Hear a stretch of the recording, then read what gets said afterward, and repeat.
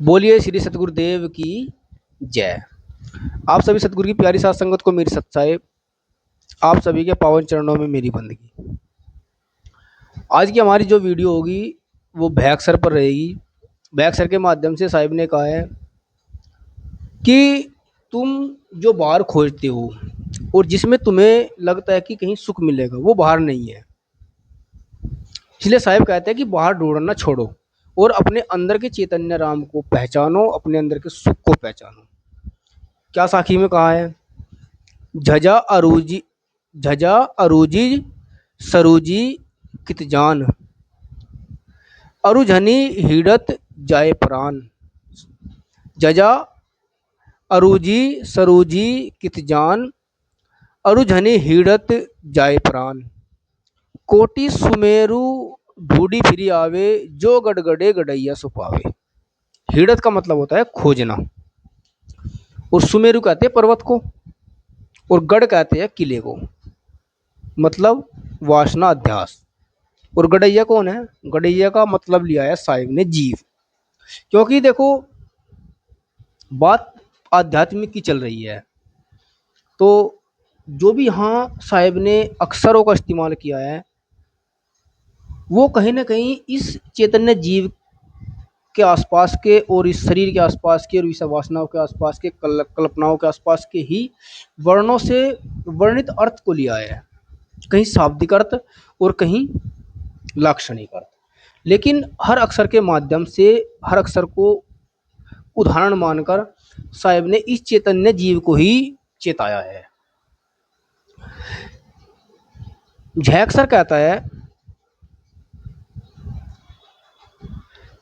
झैक्सर क्या कहता है कि झैक्सर के माध्यम से सतगुरु जो उपदेश करते हैं कि हे मानव, तुम उलझते सुलझते कहाँ जा रहे हो?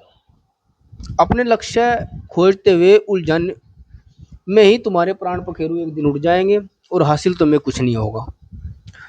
तुम सुमेरु पर्वत जैसे करोड़ों बिहड़ स्थानों में अपना लक्ष्य खोज कर लौट आओ, मैं भी उसे न पाऊंगा।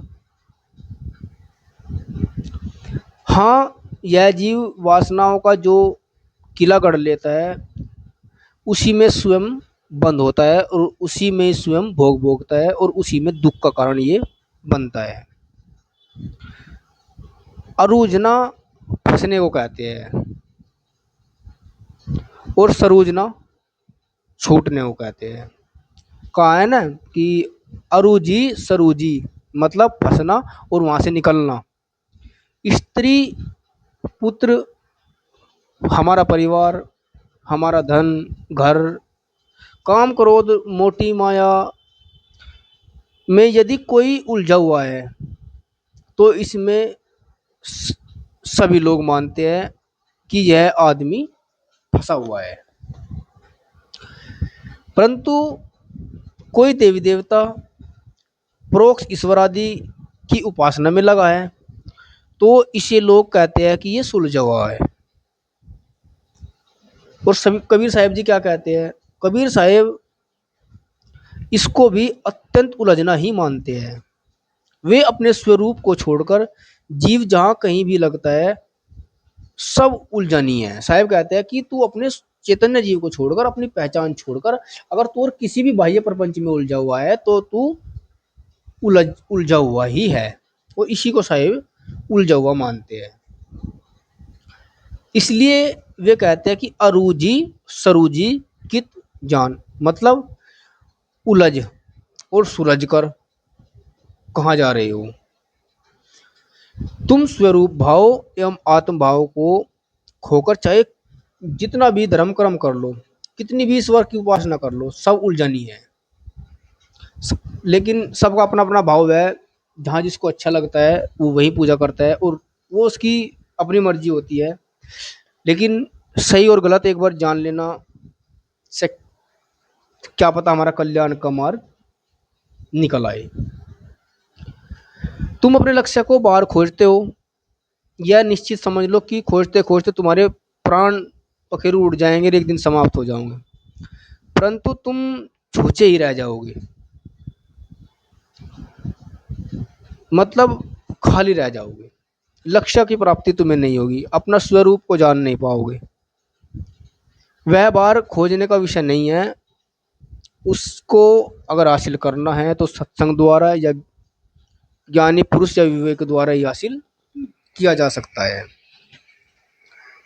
अतएव कोई परमात्मा, ईश्वर, ब्रह्मा, राम, रहीम आदि नाम लेकर चाहे उसे करोड़ों बिहारी स्थानों में खोजे, तीर्थों और मंदिरों में खोजे, वो कहीं नहीं मिल सकता है, क्योंकि वो कोई बाहर की चीज नहीं है, वो कोई बाह्य वस्तु है ही नहीं। इन भटकाओं का फल यही होगा कि नाना भ्रांतिपूर्ण मान्यताओं एवं वासनाओं का मन में एक किला बन जाएगा और जीव क्या होगा, उसके अंदर बंद हो जाएगा और फिर क्या होगा, वो दुख भरेगा। परमात्मा को बाहर खोजने वाले इतने जड़ी होते हैं कि वे हर समय अपने मन से बनाए हुए परमात्मा के चित्र के सपने देखते रहते हैं। इस अलीक धारण से उन्हें आरंभ में सात्विक आवश्यक प्राप्त होती है, किंतु आगे चलकर यह भ्रम उनके ज्ञान उनके स्वरूप ज्ञान पथ का रोड़ा ही हो जाता है। चाहे शुभ हो या अशुभ हो, जहाँ तक मन कल्पनाओं का जाल है, सब बंधन ही है। मन का साक्षी क्या है? मन का साक्षी केवल चैतन्य रूप है। यहाँ साहिब कबीर की मुख्य दो बातें हैं। पहली पहली बात यह है कि अपना जो लक्ष्य है वो बाहर ढूंढने की वस्तु नहीं है। जिसे तुम जितना बाहर ढूंढते हो उसमें तुम उतना ही उलझते हो। और दूसरी बात क्या बताइए है, तुम अंत में वही पाओगे जिसकी वासना तुम बना लिए हो। इसलिए साहब कहते हैं कि तुम अपने ही कर्म जाल में बंधते रहते हो। इसलिए साहब का निर्देश ये है कि बाहर ढूंढना छोड़ दो, बाहर ढूंढना छोड़कर अपने स्वरूप को समझो और सांसारिक जो वासनाएं हैं उनका त्याग करके अपने स्वरूप स्थिति को प्राप्त करो। आज की वीडियो में सिर्फ इतना ही। वीडियो अच्छी लगी हो तो लाइक करना, शेयर करना और चैनल को जरूर सब्सक्राइब करना और चैनल पर बने रहे। बोलिए श्री सद्गुरुदेव की जय।